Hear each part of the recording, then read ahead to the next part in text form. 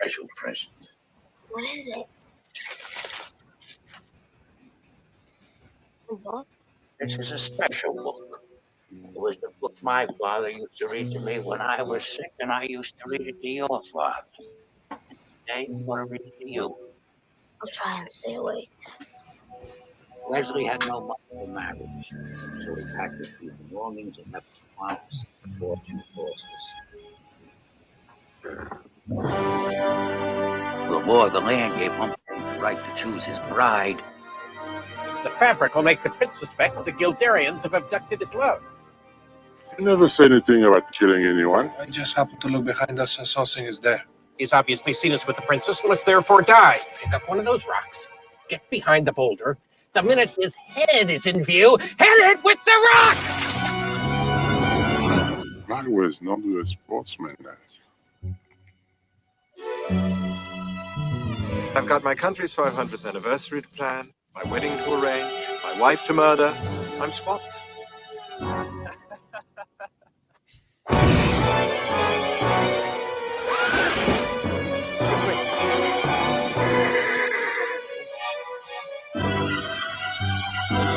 Jesus, Grandpa, what did you read me this thing for? Well, who says life is fair? Where is that written? Fencing, fighting, chases, escapes, giants, monsters, torture, revenge, true love, miracles.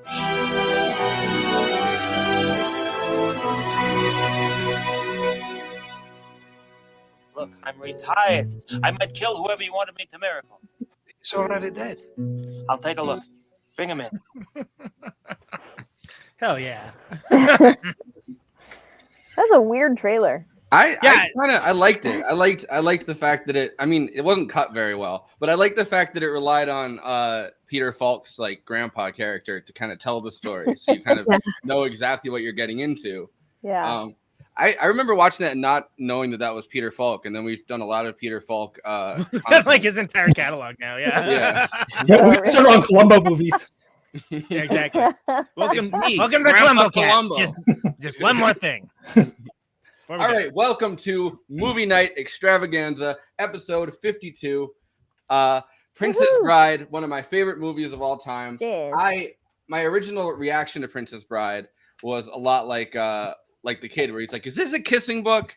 And I remember being like a kid and watching The Princess Bride and being like, "Is this a kissing movie? Is this going to be one of those girly kissing movies that?" And then I don't know. I've probably watched it like 50 times literally since then. But I am here as always with J. Andrew, the alternative to Suicide World. By the way, what's happened to Ben Burgess seems a little bit more violent in that trailer. Yeah, he does, doesn't he?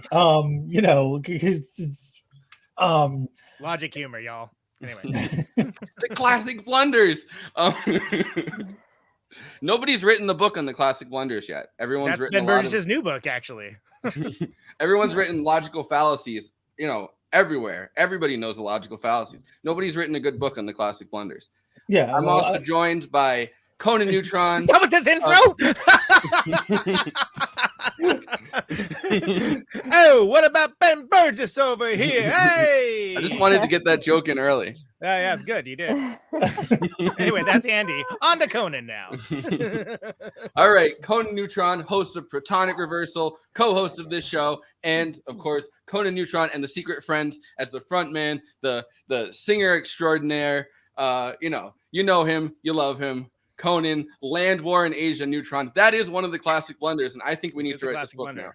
It is, and I gotta say, I'm still not sick of the theme song yet, so looking good. We had a nice few days off, I think, right? We had a nice few days off where, I kind of forgot how good the intro was, and then got to return to it. Yeah. Lauren, I wrote it, by the way, in case you're wondering why we're discussing it. Yeah. Yes. Thank you. I wasn't fishing, but thank you. Princess Bride is fantastic. This movie does is awesome in at least 4 or 5 different ways, and I love it. I'm very excited to discuss it with everyone. I think it's going to be a good discussion. And I think we just You saw. think it's awesome in only 4 or 5 ways? At least 4 or 5 different ways.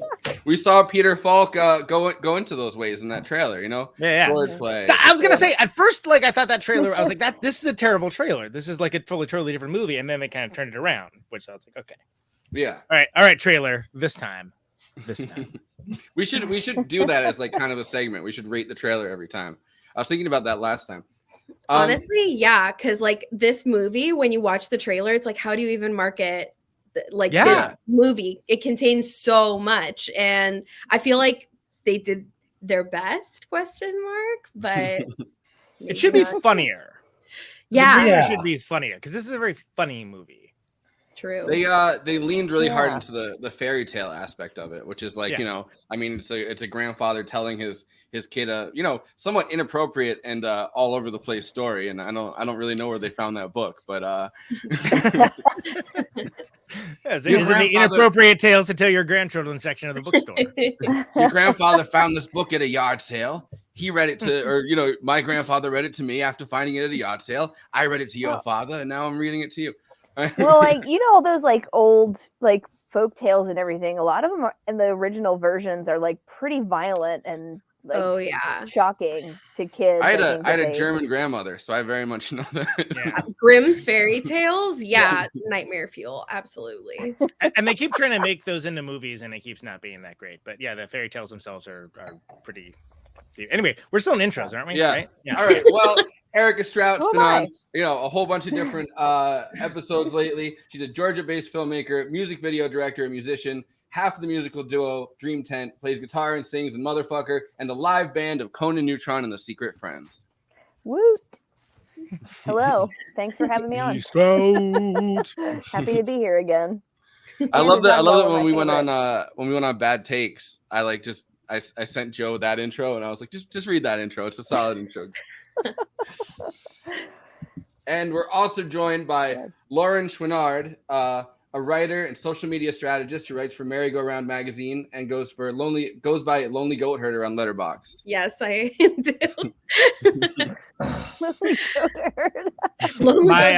I had like 5 seconds to pick a username. I was Lonely Goat Herder. Wait, can I change it? Yeah, I was literally watching Sound of Music, and I was like, that's what it's gonna be. That's my legacy. I love it. I Great think movie. this may be a landmark. The first person on as a featured guest of this show that I know through Letterboxd. Yeah. So what the fuck, Letterboxd? Oh, you got to on that? That's cool. How did that come about? I think I just saw a review of something that she did that I liked, and I was like, she looks interesting. And then and then you also do those like what's leaving the services, which I do. I like to think that that's like a helpful, it's so helpful resource. Absolutely. Like when a movie's leaving, movies like leaving Hulu or HBO Max or something, and you're like, I'll get around to that. And you're like, oh no, it's leaving this month. Like she has all those on there, which is a really lovely public service because that's not even available on the regular site. Yeah. There's a lot of places that do that, but never tell you if it's any good, like worth watching, or like, you know what I mean? Like they're always like, oh, here's 50 things leaving this month, and it's like, all right, but should I watch? Like, should I binge that entire list of things, or like, you kind of sound like my time. Forrest, you kind of sound like one of those like video store commercials from like the early 90s or something. They don't ever tell you if they're any good or not. You know? Is it no, it's literally I think a line from Clerks where she's like, they tell you exactly, things, but they never tell you if it's any good.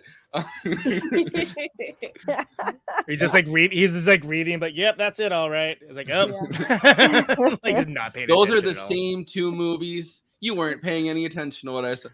I can quote Clerks way too much to ever do it as an episode on the show. I feel like. Yeah, what does he say? Like very clever ruse, ma'am, or something along those lines. I don't appreciate your ruse.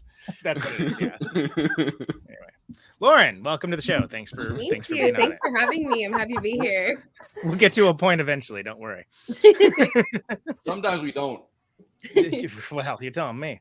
So last night I stayed up and watched me staying up. I know is crazy, but I Strain watched credulity the, for a minute. Yeah, I watched the Andre the Giant HBO documentary, and I couldn't sleep, and like I was bored, so I wanted to. I've been trying to collect like Andre the Giant drinking story clips and deciding which ones to do, but there's a whole entire section of this documentary with Vince McMahon. Oh my god! Kind of as the you know the this starting fucking for guy. this. Sorry, but this is like a lot of people reminiscing about how insane Andre the Giant, and this continued on to Princess Bride, which I think Andre the Giant is someone who knew that he was going to die at a very young age because being a giant, like a literal giant, takes a huge strain on every single organ in your body. So he kind of just lived it up and partied while he could. And this is I liked this clip. It was kind of just fun. Well, he was French. I mean, I love that somebody was like calculating how many calories of alcohol he was. Yeah, it's a weird documentary, and the way that they kind of ominously play the dun dun dun dun with like intercut with like it looks like a fucking drunk driving commercial. And what I want to hear is these stories about Conan the Destroyer, when single Arnold Schwarzenegger and freaking Wilt Chamberlain and Andre the Giant were all hanging out on set because they were all like what they were doing afterwards. How much drinking was going on there. Well, Arnold Schwarzenegger was in the documentary, and I sent you that clip earlier where he was saying that he went out to dinner with Andre the Giant and wanted to pay the bill, and he was like, "I've got this." And Andre wanted to pay the bill, so like a scuffle ensued. Andre the Giant put Arnold Schwarzenegger on top of like a thing and like put him down on top of like a dresser and left him there and paid the bill. Oh my god! Wow, that's incredible. I do that all the time. I had read all of this stuff about his drinking habits, like starting off with I can't drink one glass of wine without being like, I'm gonna be hungover for work tomorrow. Like, so he starts off with these. I heard that during like the wrap party for Princess Bride, he had ordered this drink that was like it was like several gallons of just like every alcohol that they had at the bar. And Carrie went and like drank some of it and was like, yeah, I haven't had airplane fuel, but if I did, it probably tastes like this. I have that clip actually. Oh my god, no way. I have that clip where he tells that story. Let's see it. All right, so Carrie or whatever, like the guy that played Wesley in this, has been in a lot of other stuff. But it seems like this is kind of his peak, and so when he has a good head about it though. Like he'll still talk about it. Like he understands. No, so when it came time to kind of reminisce about this, right? Like the anniversary started coming, like 20 years, 25 years, 30 years, like those anniversaries. He wrote a book, and he took everybody's like reminiscence, like what I mean, like their stories about how the film came together. And this is after Andre the Giant obviously had passed away. And he wrote a book, and then he went on this huge tour. I don't think he was doing anything else. He went on this huge tour from everywhere, from like Google, what do you call it? Like Google Talks or whatever, like to, like all these different like Comic-Con places, fantasy cons. So there's so much stuff of him talking about the experience making it because he had written this book and he's kind of trying to pimp out this book, and everyone else is kind of onto other things. And he was like calling around being like, hey, are you going to write a book on this? Are you going to write a book on this? And obviously everyone else kind of had gone on to other things, and he did too, but like not in the same way, I don't think. No. Like nothing that hit as hard. Yeah, I mean, I love Shadow of the Vampire, but that's like the only other good thing. I watched his Wonder Woman pilot. He was in Saw, right? He was in. Oh yeah. And he played the. I looked at a list of other things he's done. I know he's done some voice work too. Like he's done some voice acting. Mm-hmm. Yeah, it seems like he's had plenty of work since then. Oh yeah, he's certainly worked, but like leading man as Princess Bride. Bride. Certainly nothing with the cultural cachet of Princess Bride. Yeah, no. Although I will say, watch Shadow of the Vampire if you haven't already. Turn this off. Go watch Shadow of the Vampire. No, wait until the end of This Is Revolution, then watch. Right. Yeah, exactly. Do it right. Thank you, Andrew.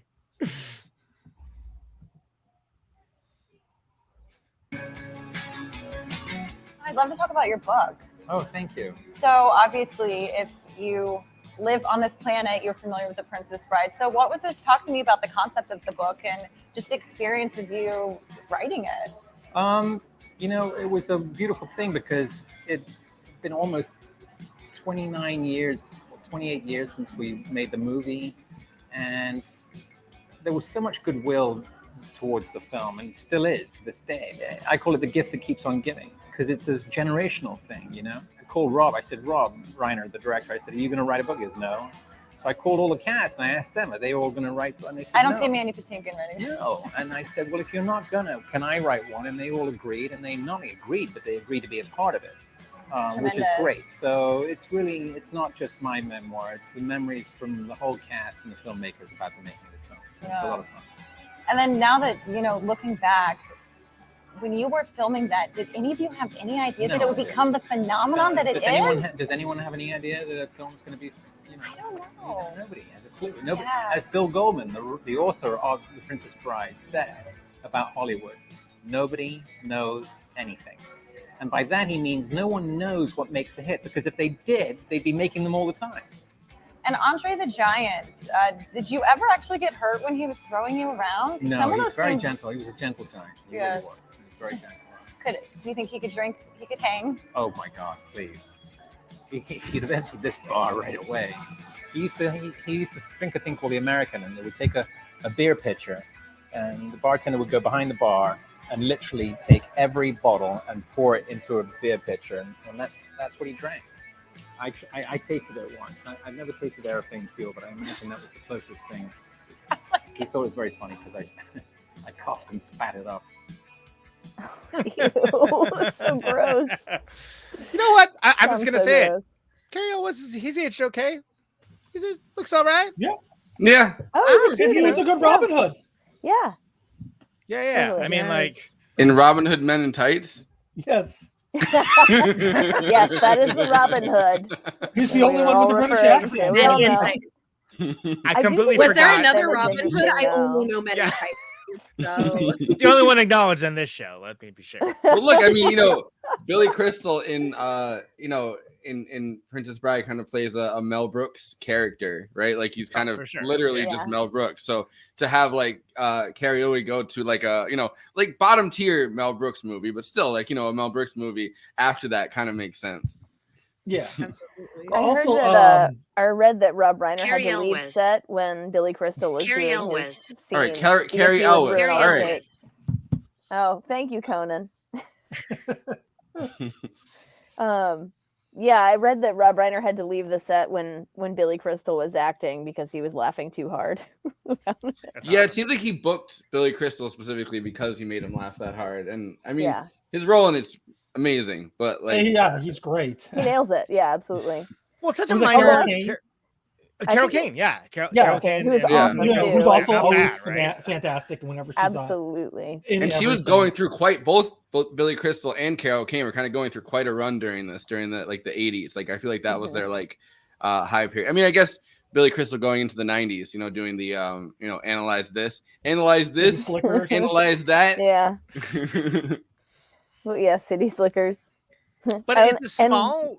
Carol Kane coming back and Kimmy Schmidt too was pretty great. Kimmy Schmidt is so good. So good. I love Billy Crystal coming back in blackface, not so much, but can't appreciate that. No.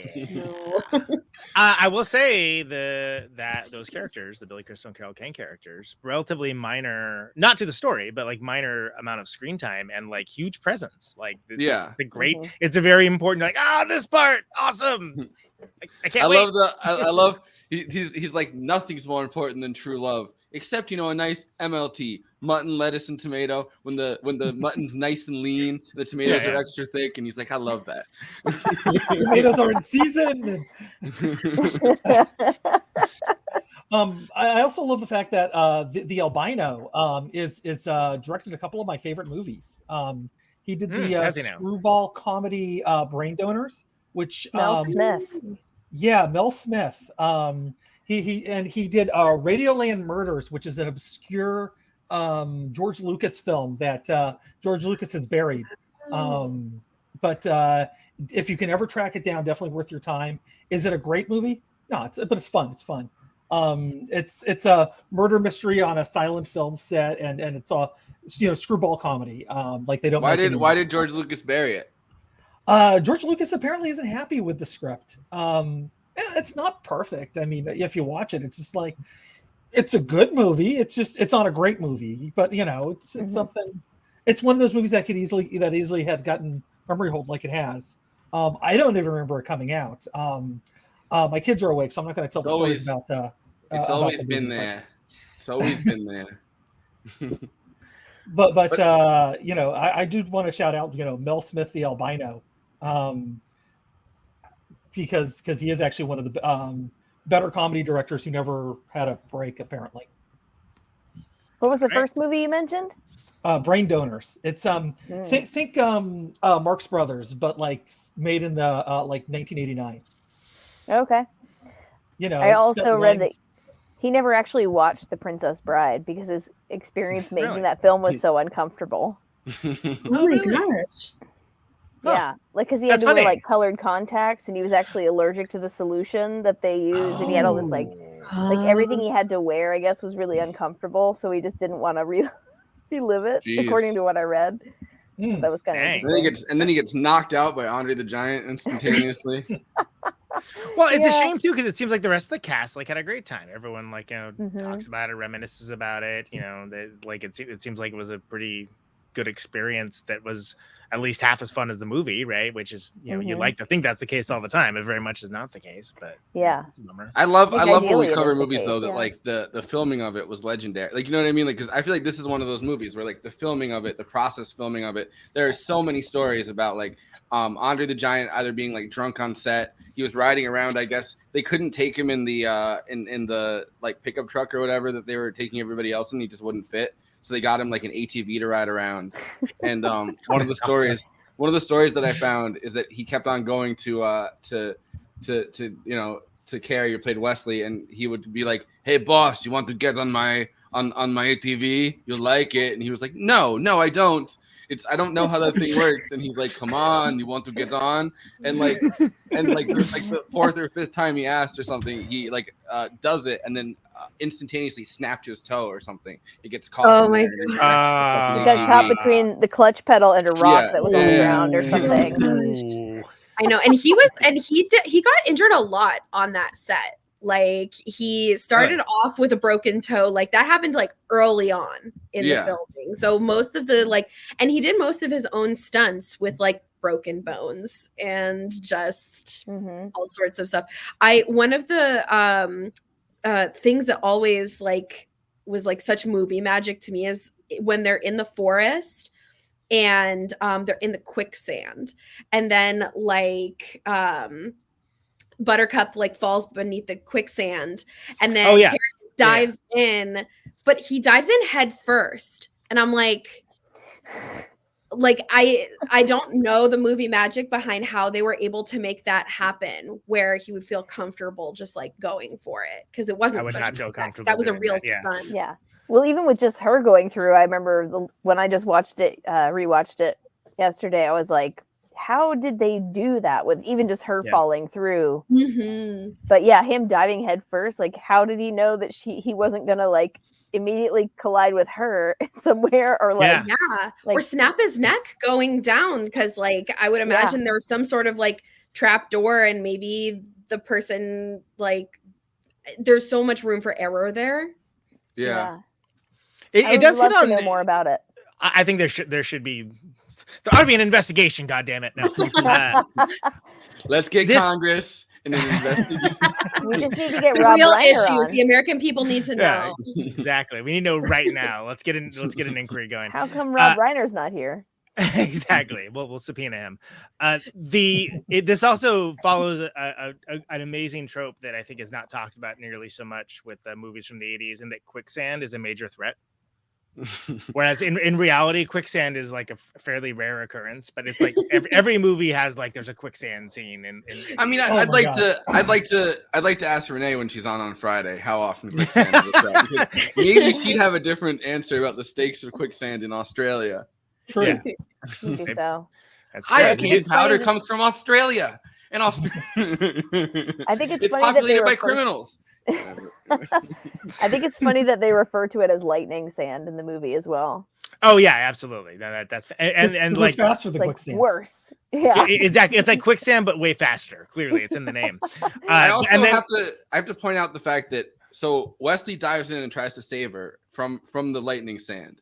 She does not do shit really when he's attacked by the rodent of she's not enormous size. Like, that doesn't happen. And also, that big meaty rodent warthog looking could have stabbed it with his sword, could have given him a sword, could have he's like hit it in the that head sucks. with the thing. It sucks that that's happening to you right now.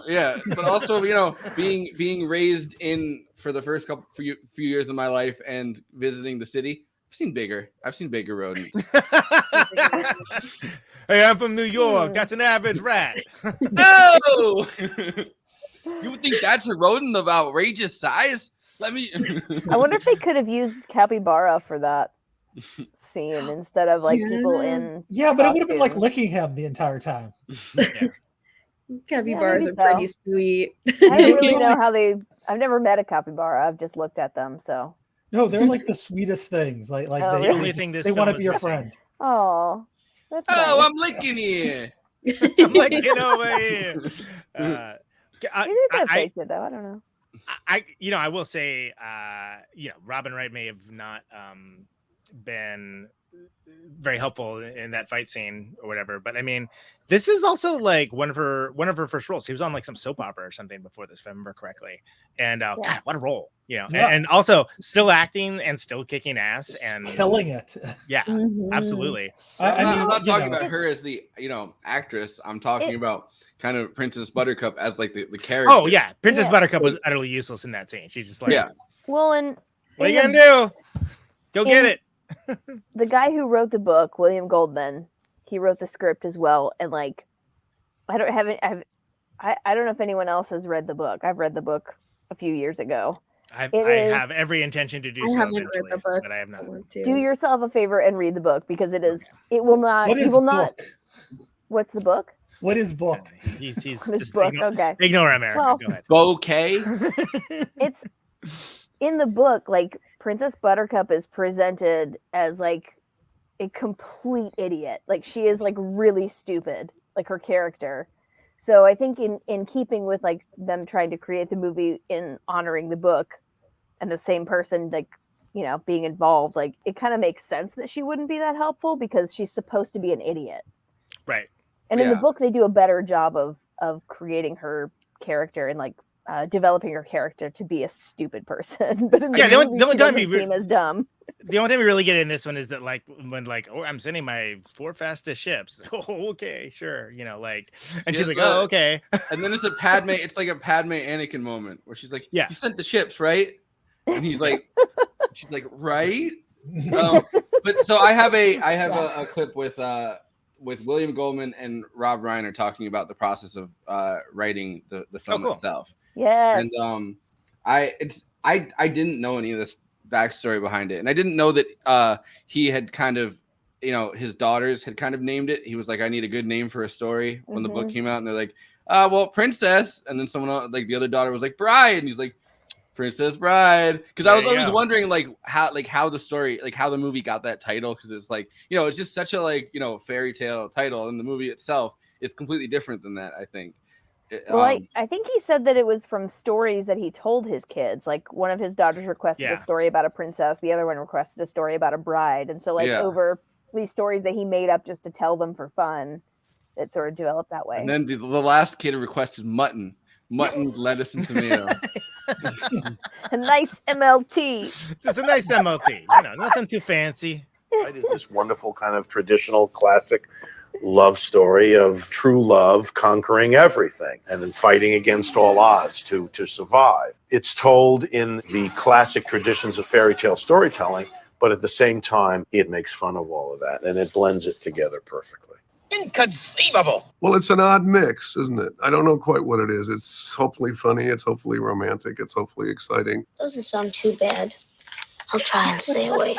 When Bill Goldman sat down to write this book, he had 2 daughters. His one daughter, he says, if I were a book, what should I write a book about? And one daughter said, write a book about a princess. And the other one says, write a book about a bride. And so he said, okay, I'll call it The Princess Bride.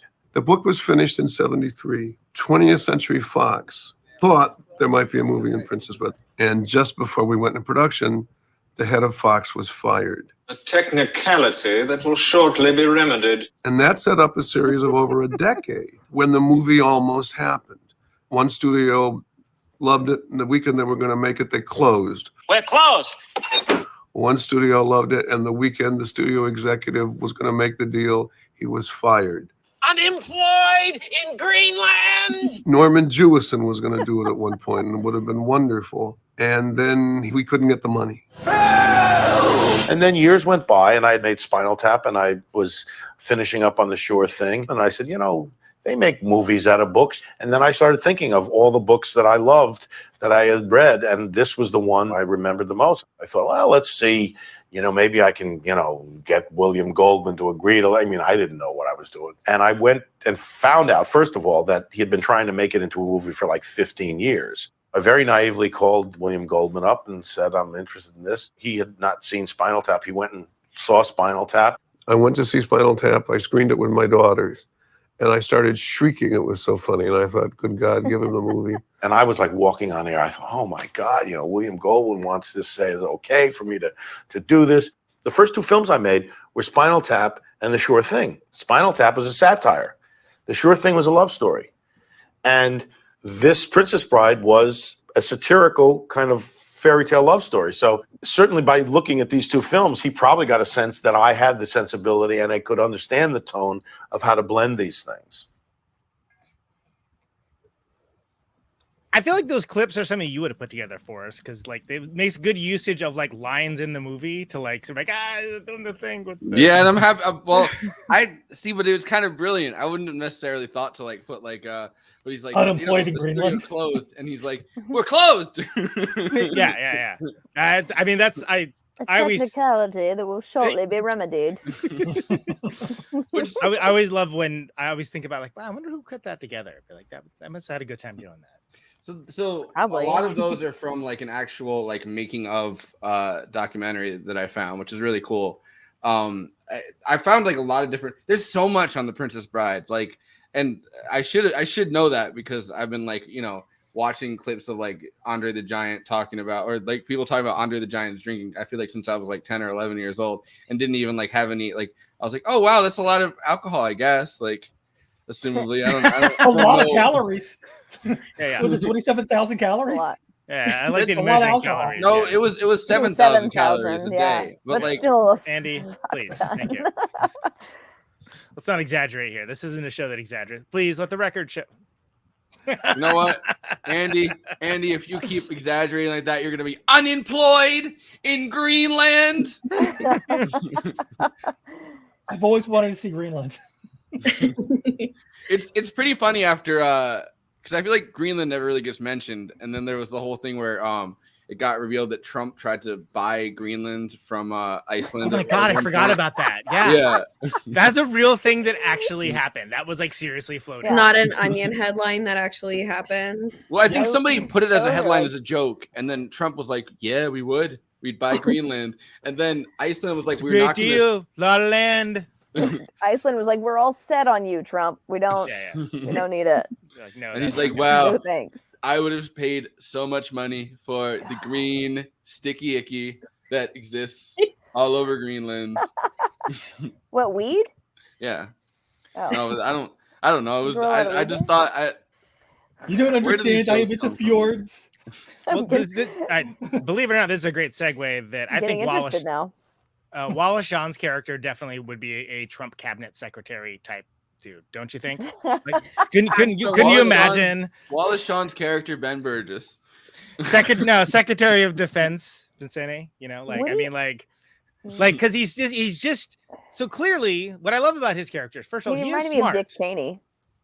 He is smart, but he's also not as evil as Dick Cheney's. He's got almost like I guess a lower level Bush cabinet secretary. Well, I mean, he's certainly less threatening than Dick Cheney, but he's a fictional character. So there's a different type of incompetence that the Bush administration had from the Trump administration. But I think because listen, I think that there could have been a Bush administration, like the intelligence when they're like, listen, we know everything about Iraq right now. We know everything about Iraq, and kept pushing like that style of CIA and like whatever intelligence that was like, because there were a lot of times where the Bush administration kind of like puffed themselves up, I guess, that I could see with Wallace Shawn's character in this. At the same time, no, I think it would be a Trump cabinet. So here's the point I was actually going to make, which was literally none of that. That like he is smart, but he also is convinced that he is smart in the way that, do you remember that like this is a real cabinet secretary that was like grifting like mattresses and pillows and things along those lines? And he wasn't the cabinet secretary. This was a lower level. Mike Lindell, the My Pillow guy. No, My Pillow guy. No. There's another one I can't think of who it is, but I know who you're talking about. There's another pillow guy. No, stop interrupting me when you don't know what you're talking about, Forrest.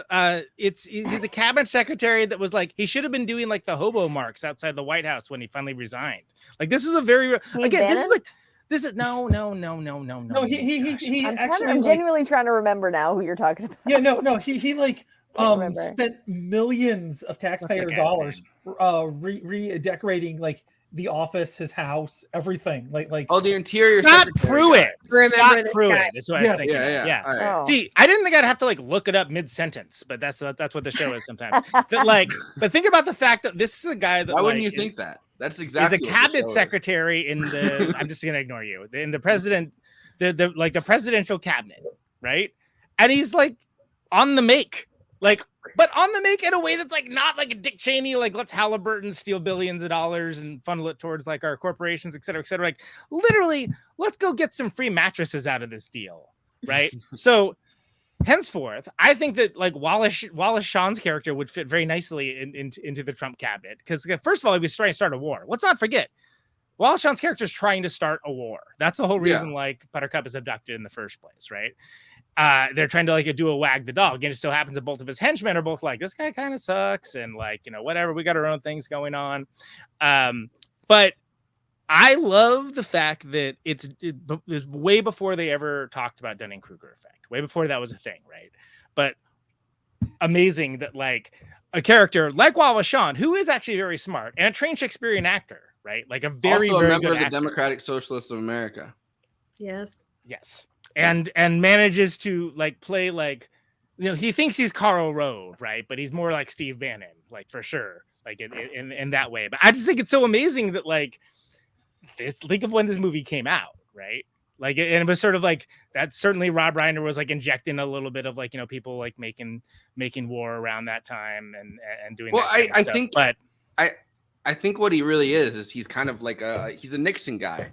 He's one of the CIA like operative people that thinks they're smarter than they are. That like Nixon had doing these dirty tricks. And the dirty trick is, I mean, the one political, I think, like the one real political connection you can make with this movie is he's kind of doing what like the CIA does. Like the entire thing is like, we're going to set somebody up.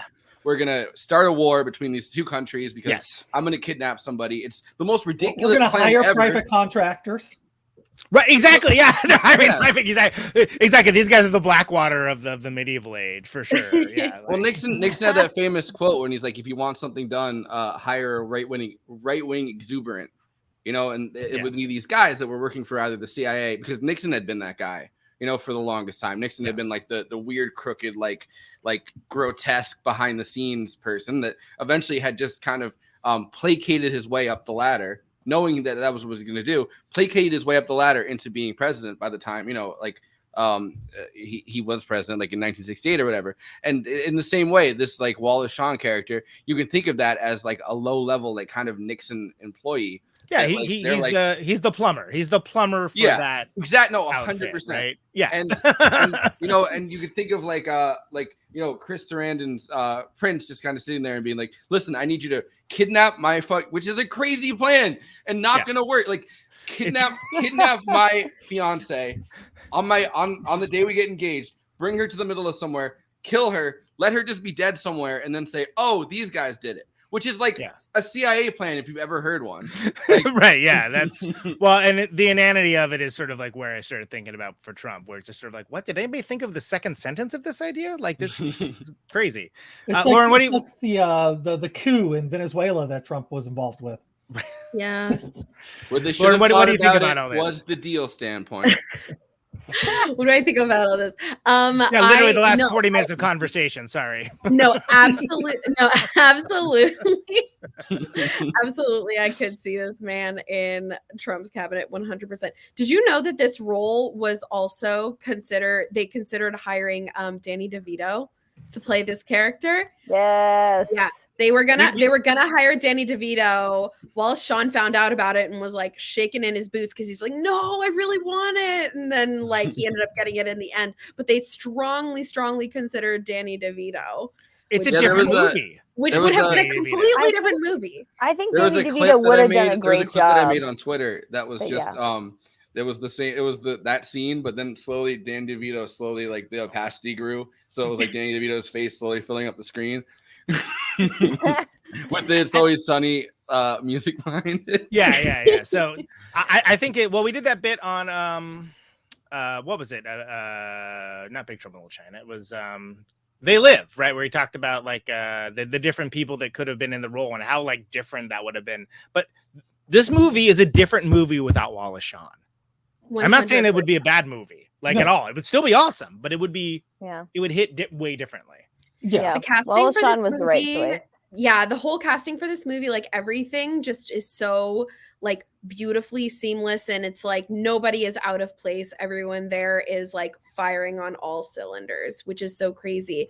And I know we were talking about Robin Wright earlier. They were looking at so many different actresses for Buttercup, and it's so interesting to me because now I'm so familiar with Robin Wright's filmography, and she's a very, very smart woman, very, very smart actress. I believe it was 500 actresses. Yeah, for real. 500.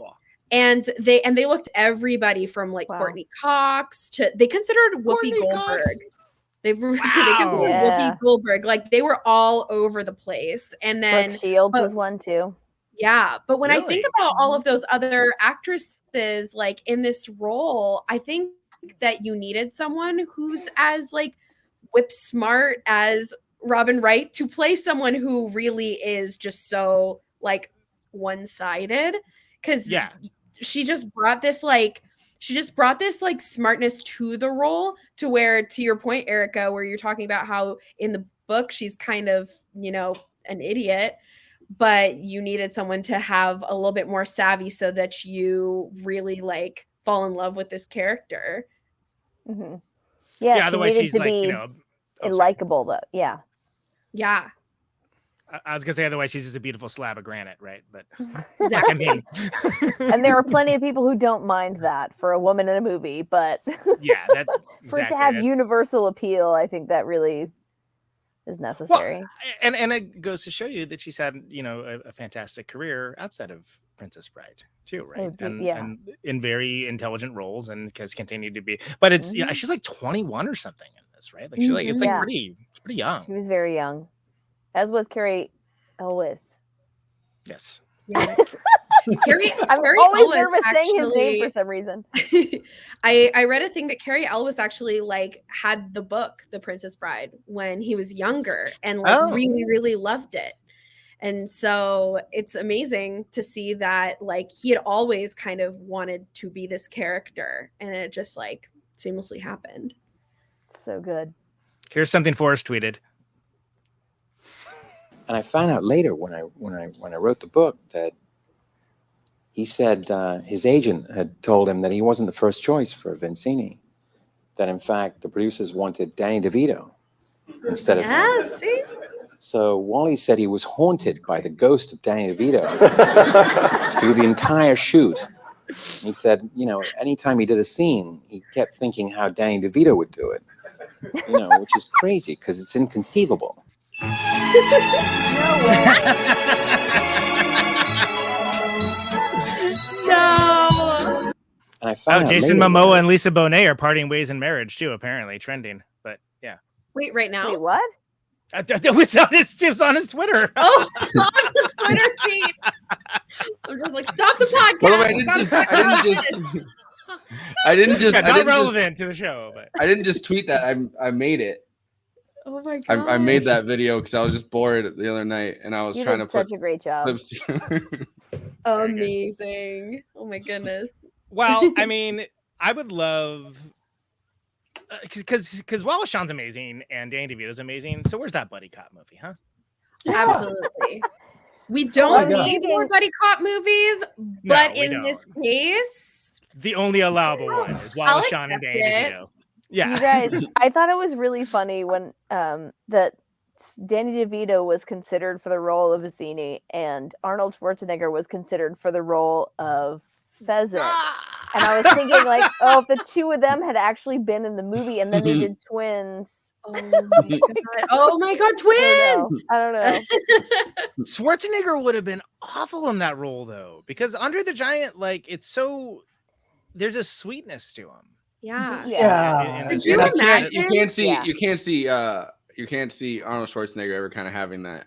Nope. I mean, he got better as time went on, but like there's a difference between Arnold Schwarzenegger in 1980, whenever this movie came out, even in 1990 when he did Kindergarten Cop, where the sweet, there was some sweetness there, but it wasn't. It was very deep down. I just can't imagine a world where like Arnold Schwarzenegger acts like with Mandy Patinkin. Like that's yeah, I mean isn't that nuts? By the way, Predator came out the same year as Princess Bride, and I love both movies, but that's where Schwarzenegger was at the time. Yeah. He was running around the jungle, and come on, Vizzini, do it now. Come on now. They also apparently couldn't afford his fee by that point because he had become such a big star. Yeah.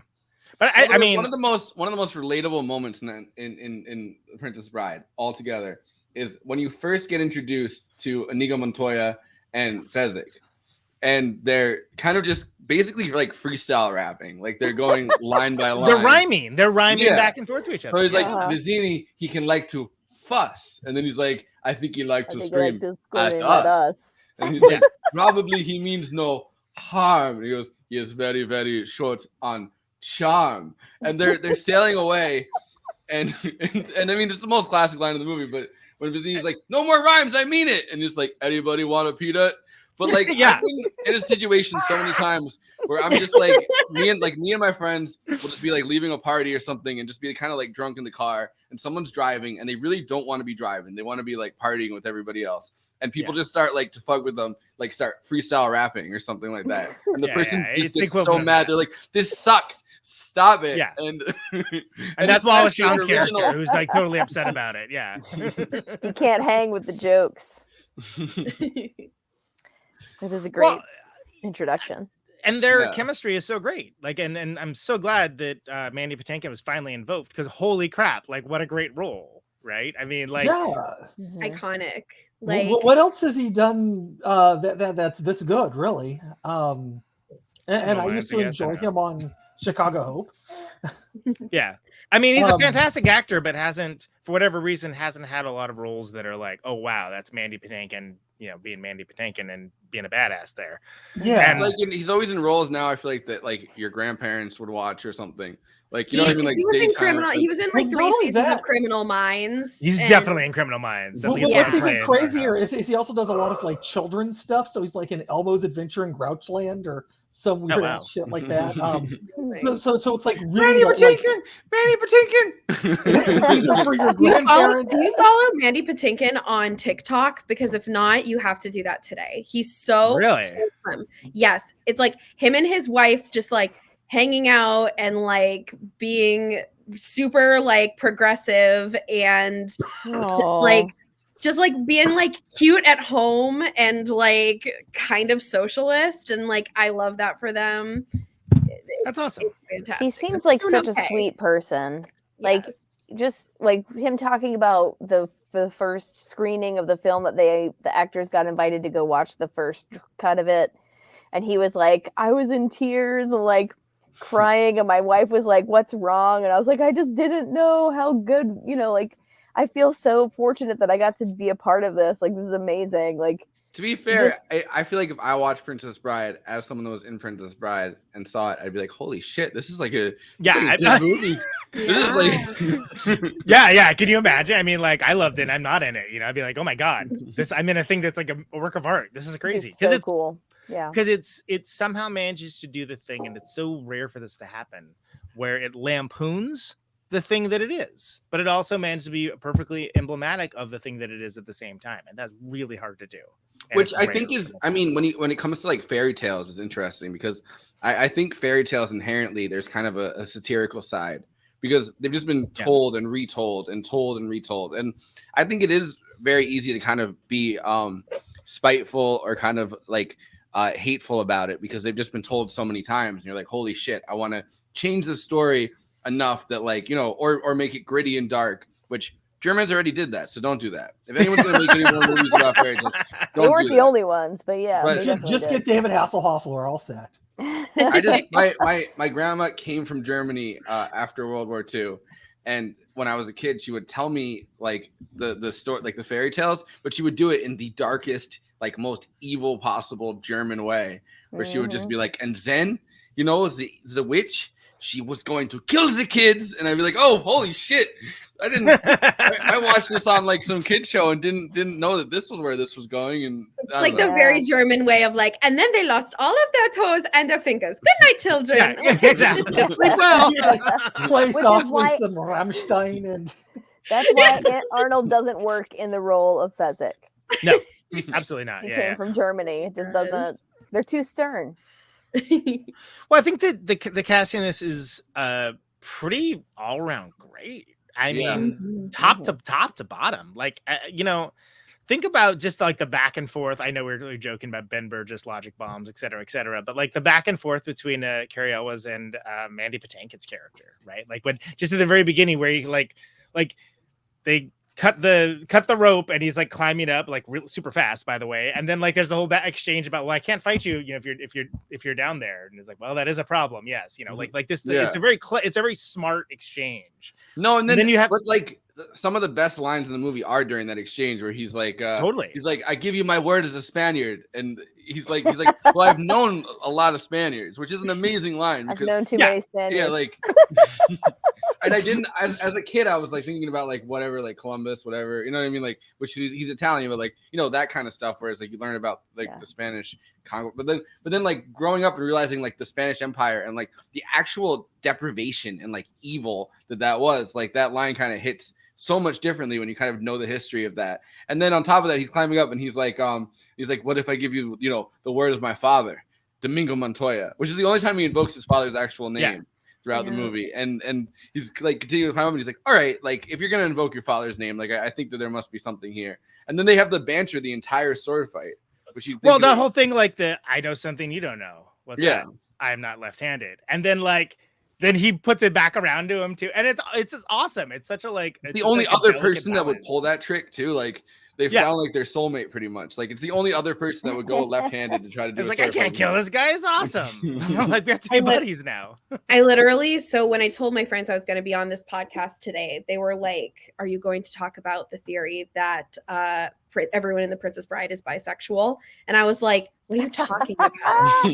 And there's apparently a whole theory about it, and I was like, I didn't look too much into it, but I didn't need to because that scene exists, and I was like, that's true. Bisexual energy, like, but there's also that relationship between Prince Humperdinck and Count Rugen, like that relationship. No, that is a queer code, as they say, a queer coded relationship. Because he has no interest in Princess Buttercup, and then with his friend, he's like, you know how much I love watching you work, but you know, like, I have so much to do today. I have to plan a wedding. I have to decide how to kill my bride. I have to, you know, play a war.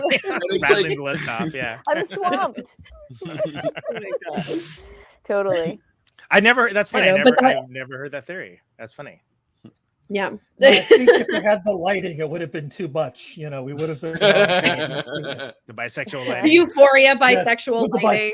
The bisexual skeleton would show up, and you know, which was you straight up got that reference without.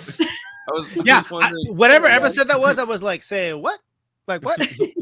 Say what now? Like I don't remember what episode that was like bisexual lighting. I was like, I looked up like, holy shit. Oh yeah, I did. I forgot about. Yeah, we showed the bisexual skeleton on the. It's on the Wikipedia entry. I'll go find it right now. I know it. Yeah, I've seen it now because of you guys.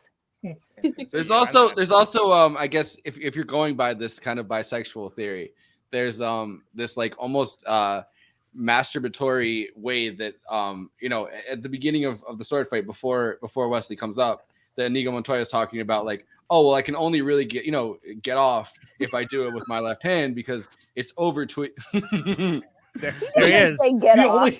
The bisexual lane. He says I can only get satisfaction because if I do it, he's like, well, with my left hand, because if I do it with my right hand, it's over too quickly. Which is like clearly like a masturbation reaction. I didn't even catch that. Okay. Yeah. That's the thing that's so great about this movie too, is that it's like it's one of those movies that you can like show your kids and they will absolutely love it. Like I remember watching it when I was like 5 or 6. And then like I watch it now as an adult and I'm like, oh, I missed so much, no matter how many 100%. times I've seen it throughout my life. Like as I get older and mature or more immature as I get older, you catch more and more every time. Can you imagine, by the way, coming into this show like just right now and be like, what's going on? A 3D rendering of a skeleton showcasing bisexual lighting. Under bisexual lighting. Yeah. We get the bisexual lighting with the skeleton. They should have made the Pit of Despair should have had that lighting throughout. Absolutely. Like I feel like that would have been a really good opportunity to use that style of lighting. Although it wasn't invented yet at that point. The Pit of Bisexual Despair. Well, I love how the guy, the one who lives down there was sort of bisexual despair, more like Twitter, am I right? Yeah, I forget. Andy, do you remember the character's name? The albino. Is he called the albino? Well, I love how he's originally like, he clears his throat like it's like, like it's because it's such a, you would expect a character like that to be and like he just talks in a regular voice after that. Like it's such a small little throwaway gag, but I was laughing my ass off because I was like, fuck yeah, that's awesome. Also, second movie we've covered this month about where like someone's essence gets drained. Lots of essence draining. Essence draining. All right, so it never really gets too into the essence on this one as it does like in the Dark Crystal, but it's like there is sort of like, oh, this machine drains essence, and everyone's like, oh, okay, cool. It takes years off your life. Yeah.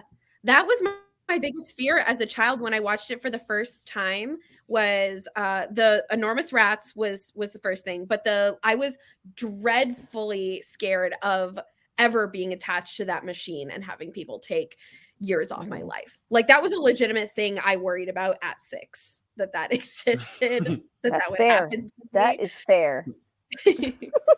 I'm worried about that now, frankly. I want to.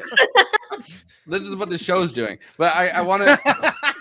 I want to go through this. Forrest had a hair at the beginning of this show. Hey. Yeah, true. No, but I wanted to go through this one by one. So I have a sword fighting clip. I'm not going to play the whole 6 minutes of clips I found, but playing a little bit of it. And then going to the Andre the Giant part, obviously, which is like the physical fighting. I thought that this definitely deserved a moment. Yeah, this part is rad. I'm for it. I'm here for it. Let's go. Neither Carrie nor Mandy had any experience sword fighting. I know they killed themselves to learn. It was shocking. I'd never seen actors work that hard. Most of the time, they don't have to. We looked at scenes of sword fights, and we find the most difficult parts, and we turn to Peter and go, can we do that? Is that possible? Are we good enough to be able to do that? The initial sword fight was the thing that impressed me because it was described as the greatest sword fight since Errol Flynn and Burt Lancaster. I worked with both of these people, so it was a great challenge for me. It's hard. I did a lot of research and bought books on fencing and got the names right and the defenses right. You're using Bonetti's defense against me, huh? I thought it fitting, considering the rocky terrain. And that I knew my job was to become the world's greatest sword fighter, and that's what I needed to do 24/7. 1, 2. You're amazing. It ought to be after 20 years. And luckily, there were no injuries. Every single frame of actual sword fighting is done by both by Carrie and Mandy. That's actually not I hold true from that what I sword read. fight up to any scene you will ever see in any Douglas Fairbanks movie. This is every child's fantasy, at least in my generation, play with swords. And Bob said action. And we were fighting, and I was doing this. Cut. What? Rob said, we'll put in the sound later. And he was excited. He was a little pumped up. And in a rehearsal just prior to that, he had actually stabbed me in the thigh. So right before we shot, I said to the fencing master, I think he's going to try to kill me. So all that stuff that I learned, I'm basically throwing out. I'm basically now going to defend myself. My name is Inigo Montoya. You killed my father. Prepare to die. That line, I didn't know that it would become what it became. Matter of fact, when I first read it, I went, God, I don't have a lot to say, but I say that over and over again. Hello. My name is Inigo Montoya. You killed my father. Prepare to die. I lost my father in 1972. It just hit a chord with me that I want my father back just like he does. I have failed you for 20 years. Now our misery can end. The reason I made the movie was coming to fruition, which was I was going to get the cancer that killed my father. And I remember we were outside that castle and I took a walk in this beautiful moat. I just kept talking to my dad, saying, I'm going to write it. I'm going to write this wrong. I want my father back, you son of a bitch. And in my mind, I feel that when I killed that six-fingered man, I killed the cancer that killed my father. And for a moment, he was alive. And my fairy tale came true. Yes, for sword fighting. I am not. Okay. So amazing. There's so much to unpack there. Yeah. Yeah, I just want to say I knew somebody who got a credit card, and the company said we can put any name you want on a credit card. He goes, any name? And they go, yeah, any name. So he goes, Indigo Montoya. So he has a credit card that says Indigo Montoya, and when he goes to conventions, he pulls out the credit card and goes, hello, my name is Indigo Montoya. You killed my father. Prepare to buy. Oh. Yeah. There you go. There we go. Thanks for coming out. Tip your bartenders. Lauren, what are you gonna say? Good night. Yeah, that scene like guts me every time when he's in that final sword fight with Christopher Guest. Totally. I like what I noticed is when he says that line of like, I want my father back, you son of a bitch. He goes out of his accent. It's the only time. Oh, yeah, he does. You're right. Like when he says son of a bitch, that's just Mandy Patinkin. Like that's not Inigo Montoya. And it's so subtle, but you can see how much of his own like emotions and heart went into that scene and really like visualizing like killing the thing that killed his father like in real life. And I think that is so beautiful. Yeah, and it's crazy hard. too because it's become such like a legendary like moment and a legendary scene, and like something that people kind of just use almost as like a mantra when they're talking about this movie. And to think that like he really was harnessing this energy that like came from a deep place of like hurt and trauma and actually losing his father, and like was completely like harnessing that to create that moment is insane. Like I never thought that was what was going on with Mandy Patinkin. That is an actor, capital A at work for sure. Absolutely. I have three things that I kind of want to hit there. First of all, I love that the direction in the screenplay is like the best sword fight ever ensues. Between which is funny. It's funny to say, but like I've actually heard people that are screenwriters and directors both saying that if you're gonna have like a really awesome action sequence, that you don't want to try to like explain it out. Mm-hmm. But to say like, oh, it's like Errol Flynn and what's the other guy? Anyway, but it's referencing something that's a very of course I know what I have an idea of what that looks like. That like apparently by people in the bills, that's the way to do it, to like have a the best sword fighting scene ever. Like that's pretty great. Also, when they are sword fighting, and he's like, "Oh, you're very good. I worked very hard to become so." I was always like, that's a good way to put that, because it totally, it honors the level of like a lifetime of effort to have become so good at something without doing the it's nothing, which is like almost a requirement now to like get down on yourself and be self-effacing in some way. But I've worked very hard to become so. I thought about that when I just watched it. I was like, that's really interesting. Huh. We should practice that. I think Conan, your introduction is really good. Yeah, we should all be a little better at that, right? No, but like kind of, I mean, it's kind of almost like a step your game up thing where it's, someone who's clearly in Inigo Montoya is like clearly dedicated their entire life to studying the blade, as they say. And you know what I mean? Like going through and doing the sword fight, and then, getting that highest compliment from someone who's clearly spent their whole life also doing does the exact same thing, right? It's a game recognized game. Blade and recognized it's blade, the only whatever. other person that probably would have, like, literally on Earth would probably fight with their, with their left hand when they're right handed. Yeah. And it's like, it's such an And amazing they both moment do where it, it's which like- is amazing. because they set you up. They set you up for the one with Inigo Montoya, and then they don't set you up for the one with Wesley. So it's like when he finally is like, "Oh, I'm also going with my other hand." It's like, "Geez, all right." So I don't want. Oh, God. Okay. Oh, do you think that there's, because one of the things that I read was that, and if you're like going for like, oh, this is like based on evidence, like what actually the thing is that Wesley would have known that Inigo was not left-handed because he had his the sheath for his sword was on his left side, which means that you would draw with your right and fight, and ideally fight with your right. But Wesley had his on his right hip. That as an expert swordsman, I had Inigo my would not have sheath known.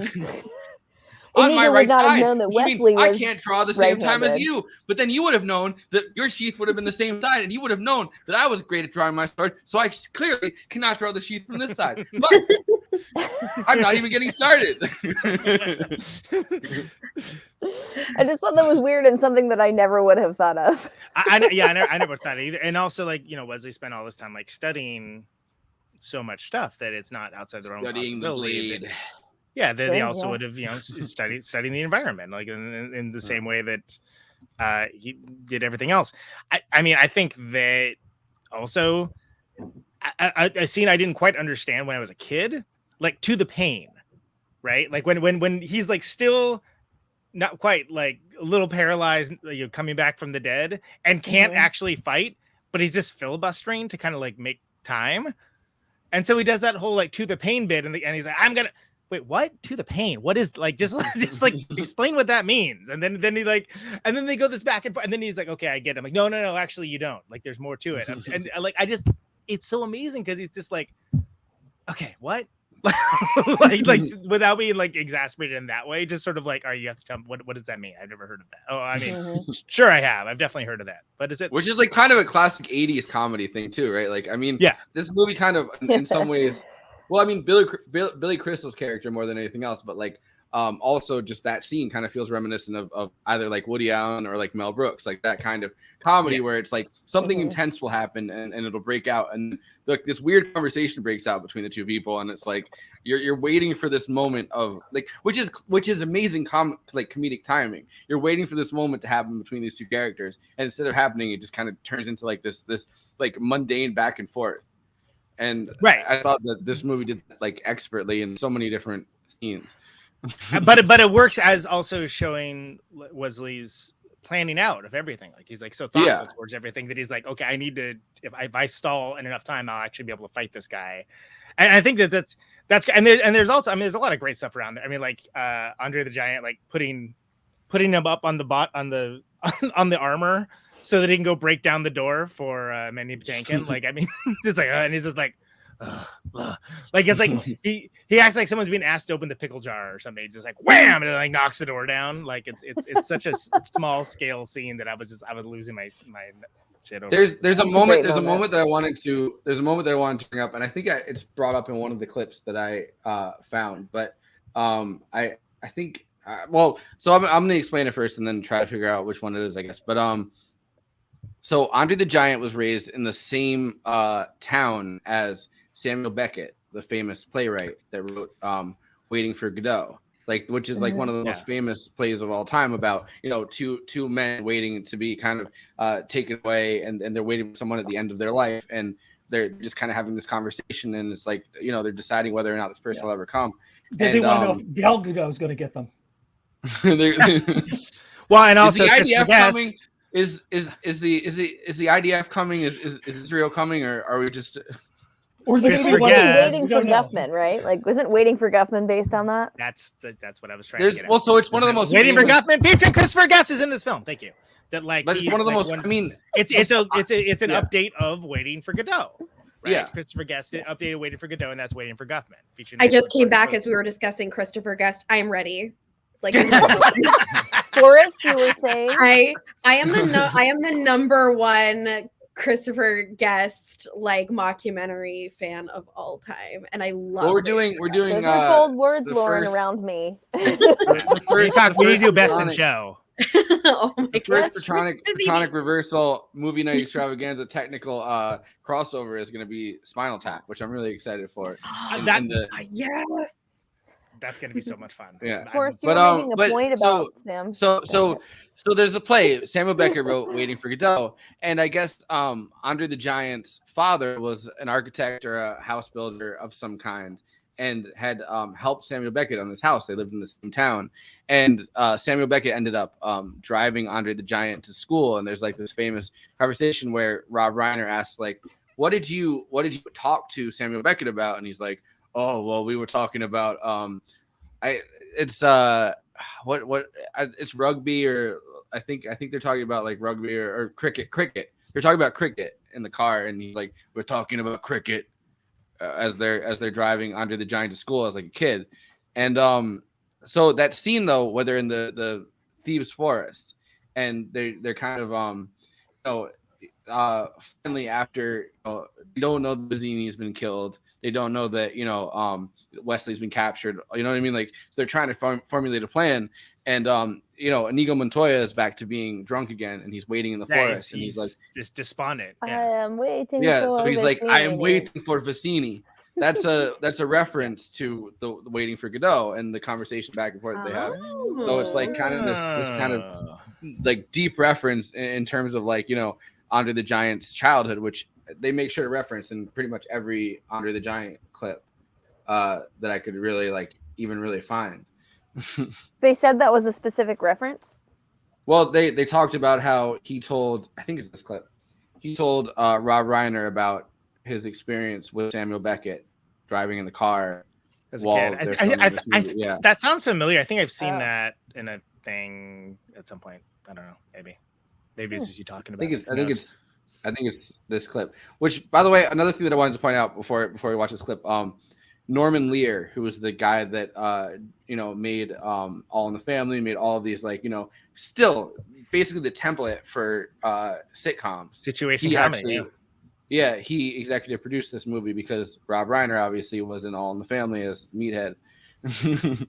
So. It's kind of an interesting part of history because I think Norman Lear is somebody who's, as far as TV is concerned, is probably the most central figure in terms of sitcoms or anything like that that's kind of come around in the modern era. I'd agree. Has an Andre the Giant story. What's yours? Well, I mean, Andre was a great guy, very smart, lived in the same town as Samuel Beckett, who wrote Waiting for Godot. He was a really smart guy, and he spent time. But Andre liked to drink. Andre liked a little drink. One day he comes to work and I said, Andre, what did you do last night? And he says, I went to the bar, had a couple of drinks. I said, well, what do you drink? He says, 3 bottles of cognac, 6 bottles of wine. Yeah. You get drunk. He says, I don't get drunk. A little tipsy, but no.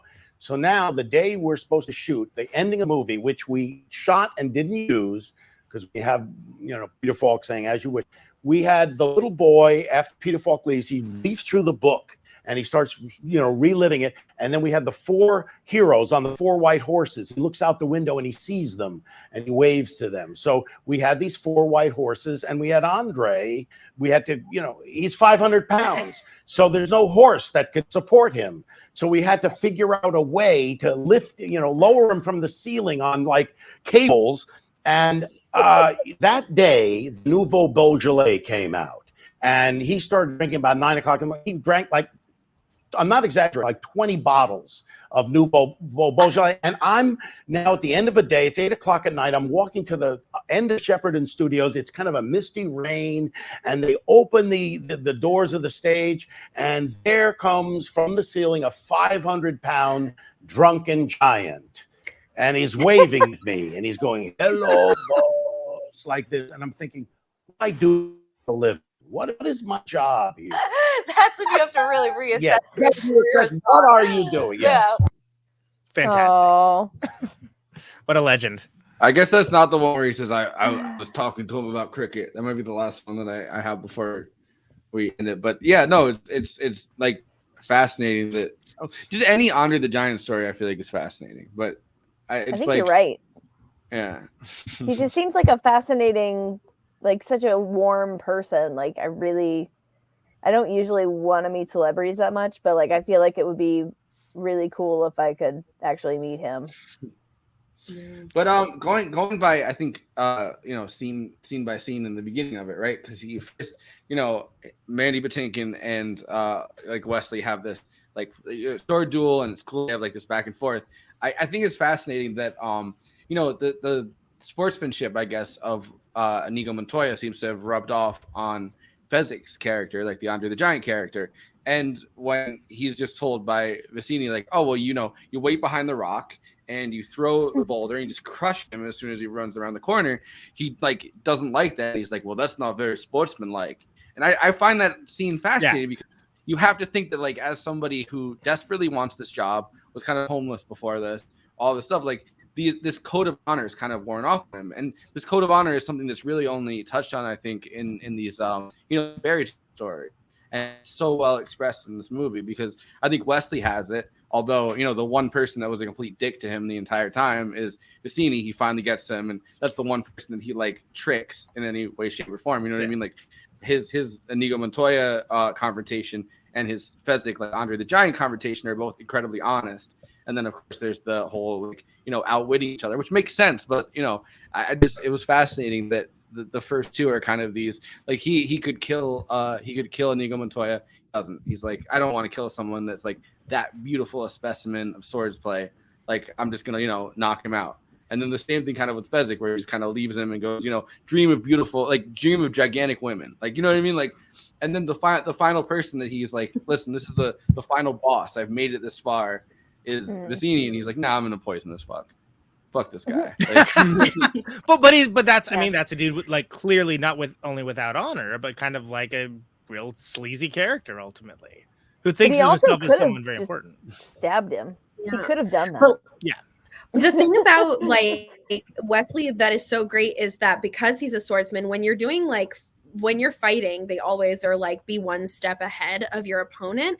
And Wesley always is. Like, Wesley always knows what's going on. And so it's just like a matter of, he's like, this guy, like, he knows that guy is going to fuck him over because he doesn't have that like chivalrous sportsman-like quality about him. So he already knew what the end game was going to be before the game even started.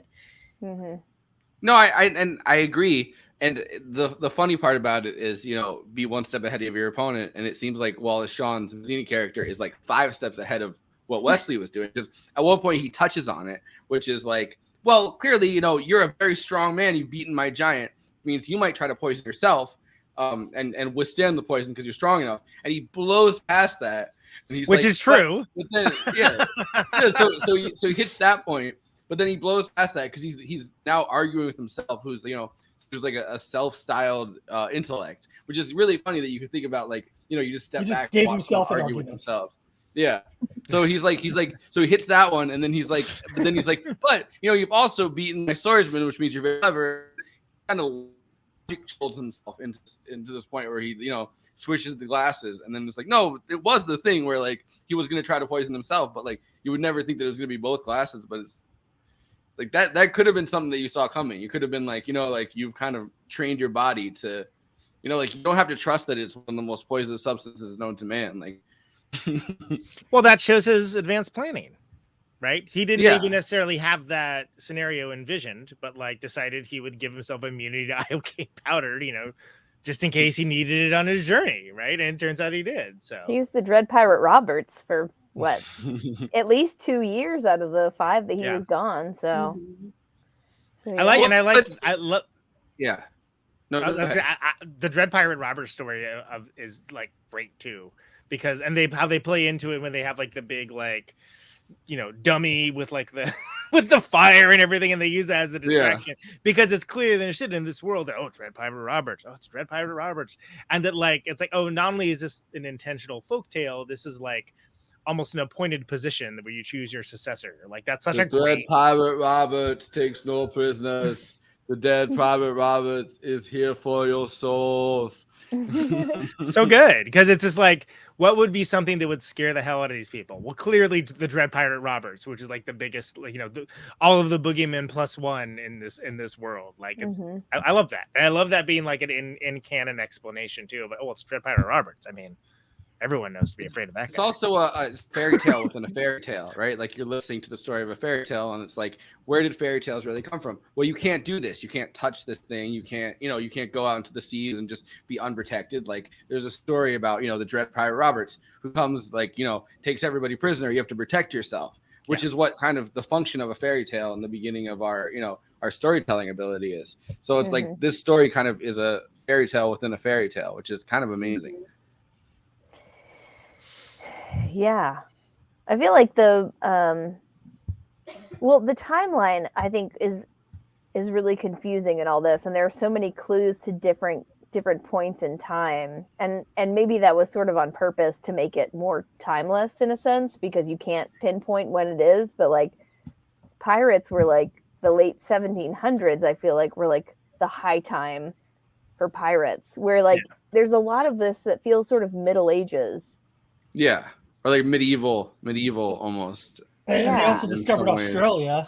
Like there were no guns yet. They'd already discovered Australia, and there was they discovered Australia. They discovered Spain. Spain is still Spain. Asia, the continent of Asia, is somehow discovered. So there's like they're kind of referenced, but then also Florin and Gilder are 2 different countries, which we don't have. So there's still somehow Florin and Gilder, but also there's Australia. I also like that. The point of the story is to not think too hard about such things. Just like fantastic stuff's happening and just chill out, right? Which is the perfect explanation for a ridiculous fairy tale. Awesome movie. I'm just getting started. Yeah. So Florin exists. I'm just getting started. That's so good. By the way, Vincini is like everyone on Twitter. By the way, yeah, that's what I was gonna say. Like it's when you double down in a Twitter fight and just start arguing with yourself. The person's like, this is not where the argument was going to go, but all right, I'm going to let one you, of 10 tweets. Yeah. But Vincini would definitely be an epic Twitterer. 100%. When I said genocide didn't happen, and then Vincini going down. Who's the guy, Dilbert guy, the guy who made Dilbert? That Scott Adams. So I can't stand that guy, but I actually decided to read all his tweets in the voice of Wallace Shawn from The Princess Bride, and that made it much better. And I didn't know the guy was on Twitter. Interesting. I think Trump might be the right choice. I actually always read his tweets in the voice of the Grand Nagus, which is also Wallace Shawn. Oh yeah, as long as it's Wallace Shawn, it doesn't have to be Princess Bride. Can it be Wallace Shawn's character from My Dinner with Andre? Yes, I love My Dinner with Andre. That's a great film.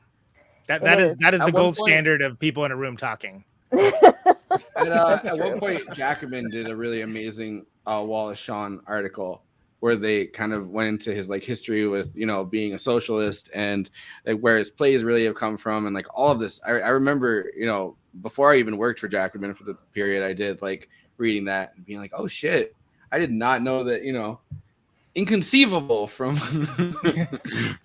Princess Bride was like had this long history of socialism and kind of this incredibly humanist vision, and like I don't know, it's kind of beautiful. And then he fell for one of the classic blunders, and that's what happened. Exactly. So I don't know about y'all, but I feel like he was in Clueless too as one of the teachers. Oh, he was in Clueless. Yeah. Forget about that. Yeah. And he's the one that they hook up with the other.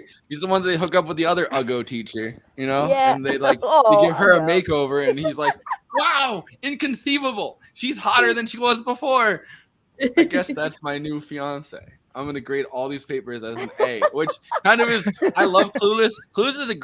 I love Clueless. It's a good movie, but like their plan is just like, listen, if he's getting laid, if they're both getting laid, we're gonna get straight A's. Right. Which seems like a bit of a jump in logic, to be clear. But if ever you do Clueless on this podcast, I want in because I got 100%. 100%. Yeah. All right. Well, Clueless. We're gonna do it at some point in the future with this Best in Show. We'll do the people. I have it as a VHS. Somebody from the K-Hive tweeted out like I learned Shakespeare by watching 90s teen movies, and it was like and Clueless was in there, and I'm just like, nah, dude, that's Jane Austen. Yeah, no, it is Jane Austen. Yeah, it's Jane Austen. Yeah, Emma. That's not Shakespeare. You're right. It's not Shakespeare. It's not Shakespeare's sister. Yes, and that's why K-Hive is wrong. Yes. So 10 Things I Hate About You was based on Shakespeare. That's true. 10 Things and She's the Man. Yes, that was one of them. I was surprised O wasn't on the list. Like O would have been a good one because that was a good remake. Shoot, what was the third one? I can't. But while you're thinking about it, we need to get Conan out here on the road. This is revolution after this. Conan, letterbox one-liners. I'd like to hear you set it up. Yay! I would love to do it for us. So, as you well know, this is a bit that we do on this show, Movie Night Extravaganza, a letterbox place for film, bottom-up democracy. Everyone gets to have their say. There are no gatekeepers. The funny, poignant, notable, or just downright baffling reviews that are on here, I pull them for this show, ones that delight, mystify, etc., and then we read and react to them, and that is the bit. That's letterbox one-liners. Let's do it. When Fezzik the Giant asked why Wesley was wearing a mask, and he said, "They're terribly comfortable. I think we'll all be wearing them in the future." Maybe he was ahead of his time. It does hit completely differently when like you're like, oh, maybe we'll all be wearing them in the future. You're like, oh wow, they kind of predicted it. Totally different. Totally different. I feel like this joke when it was made in March 2020 was so hilarious, and now I'm just like, as I sit in my house with COVID, currently. Oh, but yeah. Well, let's remember Lauren, that Wesley's RIP. mask is not COVID safe. For everybody out there, Wesley's mask is not COVID safe. All the chin diaper wearers is not. That's not how you wear a mask. You need an N95. Yes. Yes, please, thank you. Please and thank you. Buttercup just standing there while Wesley gets fucking ripped to shreds by that giant rat.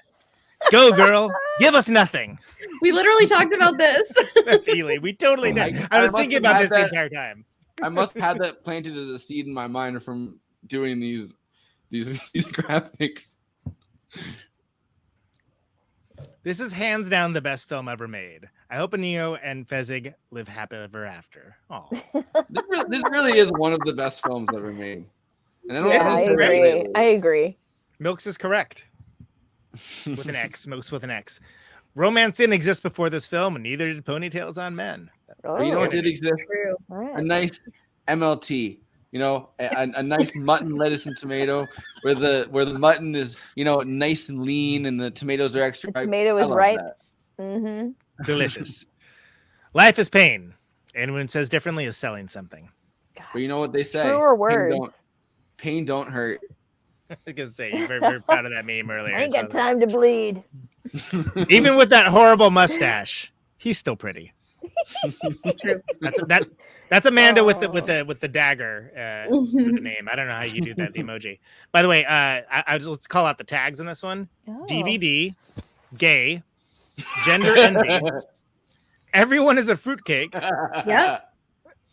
Women, and it's like hearts, I guess. I thought it was like less than 33, which shows that I am greater than 33. That I thought that. Yes, and with dad. Yes, it's pronounced yes. I'm telling you, Amanda gets it. Bisexual icon movie, The Princess Bride. That's How did this Amanda get her name to just be Amanda? Is it because of the knife emoji? It's Amanda Knife. You mean like Amanda hug a kiss? Well I need done. a knife. That would have been better. My name is Inigo Montoya. You killed my father. Prepare to die. You're With doing Is that it the crying? My- That's you're just doing it crying, wrong. or is that My laughing name. crying? My name is Inigo Montoya. You killed my father. Prepare, die. Has Why this do you keep person saying seen that? Princess Bride before? Does it indicate on these things whether the person had seen it before? Nope. Okay. Not on these ones. Not a single classic blunder in this. True. True. Although not according to William Goldman. My parents describing how they walk to school every day. Tomorrow there. Honestly, though, that kind of fits in more with Labyrinth, where she's like, I've gone through every like whatever, like every I don't know. There's the whole thing at the beginning of Labyrinth where she's talking through the book, and there's those lines where she's like, I've beaten every obstacle. I've gone through every I don't know. Mm-hmm. Why are you smiling? Because I know something you don't know. I am not left-handed. Great scene. A lot of these are Mish just quotes from the movie. They are. So that was the It is. Letterboxd one-liners. Everybody, Movie Night Extravaganza on Letterboxd. Follow it. It's Forrest. Conan Neutron is me. J. Andrew World is under right about now. We'll point it the wrong way. Erica Strout is on there now as well. I think. Are you Stratocaster on there? Probably. I am Stratocaster. Yeah. And of course, Lauren. The Lonely Goat Herd. Thank you. Best username. I'm gonna follow you. I'm gonna follow you now. Yes, thank you. So follow the show, follow everybody on the show, and of course, like and subscribe to Movie Night Extravaganza. Yeah, and if they don't sponsor us now, we're literally networking on their platform. Who else? I know. Who else is creating a podcast where they're networking from the Letterboxd platform? Probably the show that they have called the Letterboxd Show. But other than that, yeah, that's an elitist show. Elitism. It's like when you pull Langdon Boom, Matthew Film Guy from the platform. You bring him on, you know what I mean? And you're like, this is a big deal on this platform. You bring him on, and it's like a fix, you know. It's all Letterboxd royalty. Movie Night Extravaganza, regular Matthew Film Guy. I feel like I haven't heard anything about that priest yet. Like No, for some Mowage. reason, You're right. From watching it as a child, like I was 5 when this movie came out. I was 5 years old when this came out, and I remember watching it. Like, I mean, I don't remember the first time I saw it because it was so long ago. But like that priest has stuck in my brain. Mrs. Hammer's class. It was It's really hard right not to before think Christmas about break. Life of Brian. Life of Brian, where they're doing where they're like, oh yeah, Barry Jones' It's mom. really hard not to think about the biggest, dickest scene where he has a wife, you know. It's the same. She buys a beard to go to the stoning. Let's get the stoning. We can talk about Life of Brian another time. That is also one that I call that one. But you're right. Like that character is like, what's the backstory there, right? I guess none necessary, but what's the backstory there? And I love his name is like Impressive Clergyman. Is that the name of the character? That's fantastic. It's just that, yes. Apparently, William Goldman was well, I don't know how he felt about it. He must have he was cracked up, I guess. He was amused by this rabbi who had a speech impediment that he heard speak in Chicago. So this is based on a rabbi from Chicago. I love that this is based on a real person. Yeah, I learned something. Dun, dun, dun. I totally learned something. Yeah. I loved that. That's great. I thought I couldn't love this movie anymore, and here we are, we loving it more. All right. Well, we have to rush Conan off this platform because he has places to be. You have better place to be, Conan. Time. What? I'm very busy. I have so much going on. Is that why you're all dressed up? I'm always dressed up. Man. It's this show and live shows. I almost put my sequin blazer on for this one. Conan has a whole revolution to be on. Right. After this. That's right. I'm gonna wear my sequin blazer next time. You keep threatening it, yet it never happens. So we never did that picture before the COVID hit. I know. Well, I won't get rid of it. We'll make it happen. Yeah. Well, hopefully there'll be some touring this year, a year in the future. Anyway, yeah. Anyway, Lauren, we do final thoughts. Anything you really want to say, whether it's a thought about the movie or analysis you didn't get to or a moment you didn't get to, it could be really anything. I think we covered a whole bunch of stuff, and I just really love this movie. I think it's so wholesome. People should show it to their kids. They should show it to their grandkids. They should show it to their partner. It's completely rewatchable. I love it. I don't know what else to say about it. It's a perfect movie. Maybe my favorite Rob Reiner movie, but also When Harry Met Sally came right after this. So. I bought it at a yard sale, which I've watched it I've watched it 50 or I've watched it at least 50 times in my life, but I was at a yard sale during the pandemic and I was still with my ex-girlfriend and I bought it and she had never seen it. So I put it on and she fell asleep and I felt like that was maybe the deal breaker. Oh, that's the beginning of the end. Red flag. Red flag. Color guard convention in town. There's so many red flags. When she don't like Princess Bride, red flag emoji, red flag. Yep. Erica, let's hear him. Let's hear some final thoughts. I'm gonna say that I agree with everything Lauren said, and also, I think if you really want to nitpick, you can find little, inconsistencies, a little bit of campiness in the production of this film, but it's so well done that every little bit that you might nitpick, I don't even care because it's so.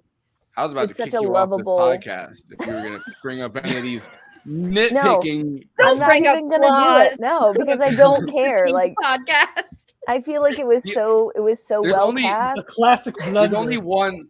It's committed one of the classic blunders.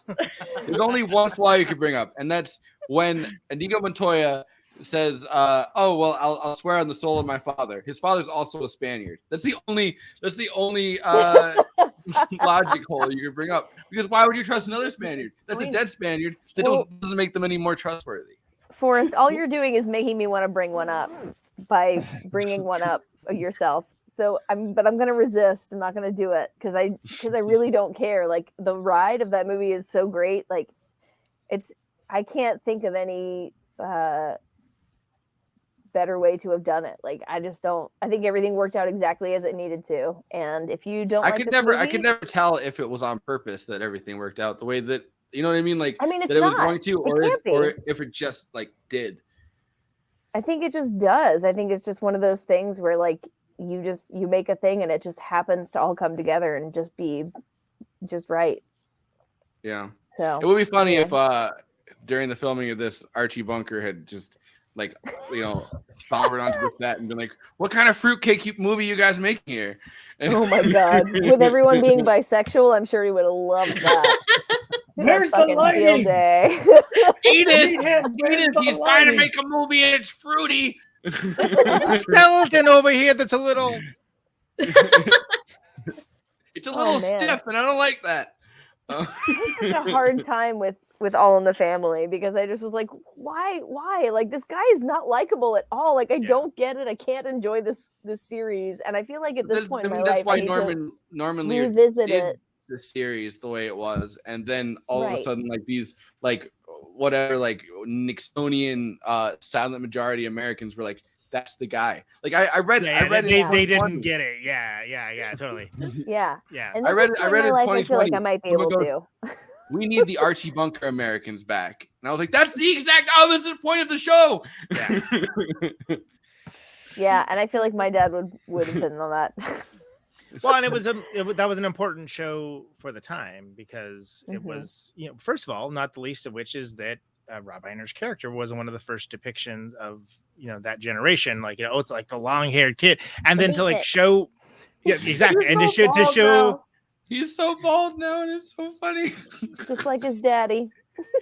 but to show like the reaction to that and to kind of bring it up and like put it forward, that was important for culture at the time. Like that wasn't like not a thing that was and to have it done where it's like, yeah, it's very clearly that meant that like Archie Bunker's like an archetype of like, hey, here's a way not to be, and of course people leave it up to humanity and miss the point in a lot of cases, right? But like I think it's more culturally important than enjoyable to watch, frankly.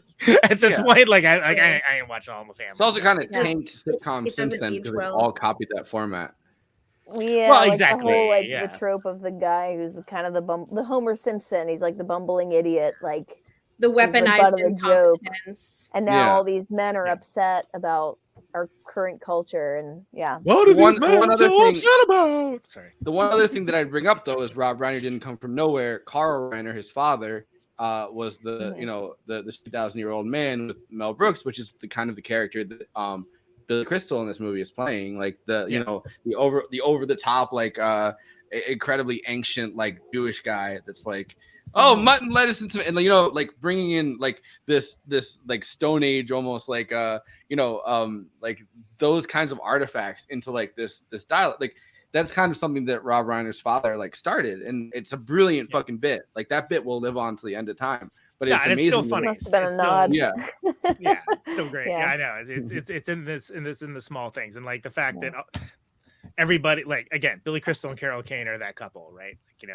Like, that's perfect, of course. And this is like medieval. It's kind of almost like it's like not 2,000 years old. It's like the medieval update to that, right? Like they're kind of the more modern, like medieval version of what Carl Reiner is doing with like the 2,000-year-old version of it. It's extra funny. Just 200 years old. 200 years young. But right-handed Conan. Let's hear some final thoughts.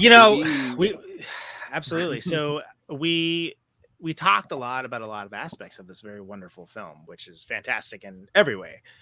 What I find interesting, we didn't touch on the fact that it's one of the better like romantic pictures in filmdom, I think, and not the least of which is it acknowledges that there's a certain segment of the population, like the young Fred Savages of the world that might be averse to a story like that if that was like what was centered, right?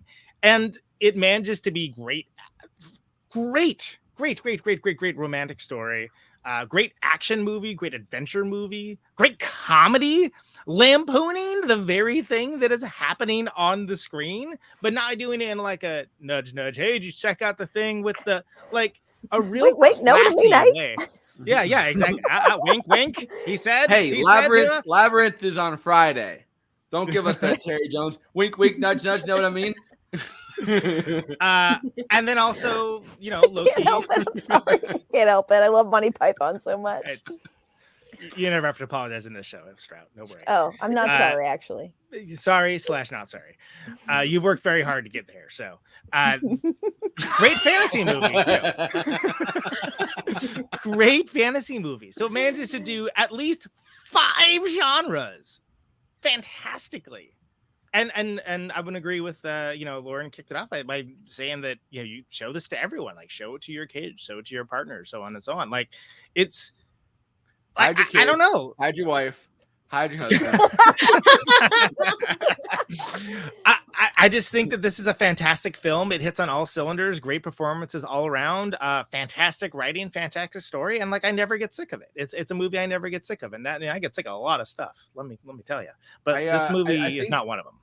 I think a reason that I don't bring up that part of it necessarily is that the first time that I watched it, I was a kid, and I was the Fred Savage like.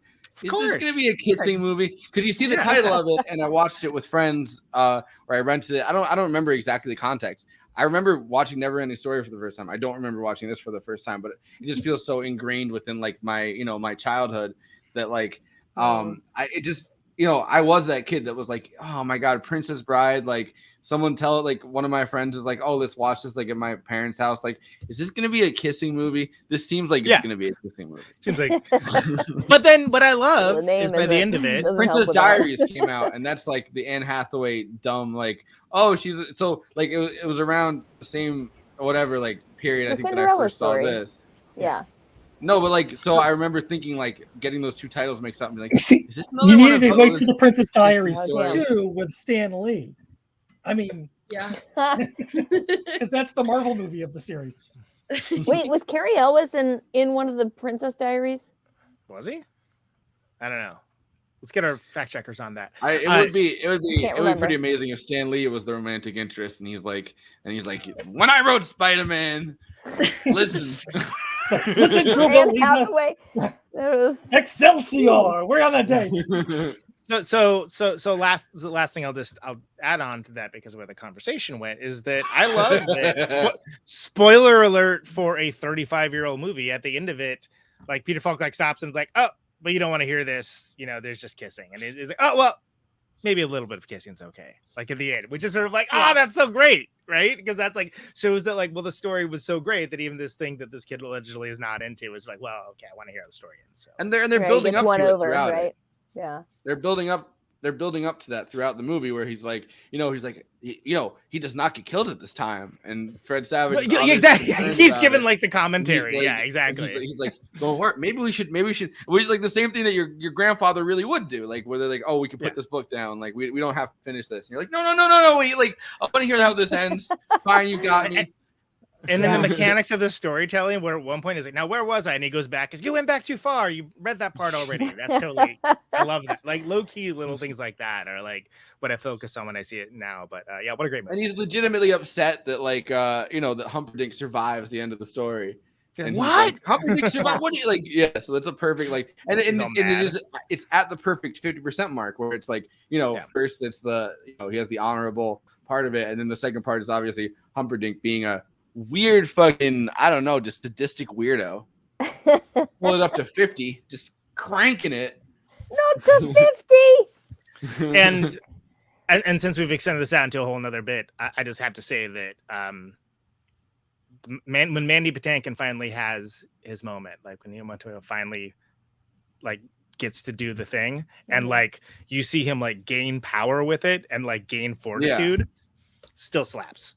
He also doesn't immediately kill him. He stabs him here, here, and he's just doing the paper cut theory, right? Where you're just giving someone paper cuts one by one until they fucking die. He's like, offer me something, offer me. He returns the exact injuries that were inflicted upon him, and no more, no less. And it's a bisexual moment a little bit when he's like, anything you want, and he's like, I want my father back, you son of a bitch.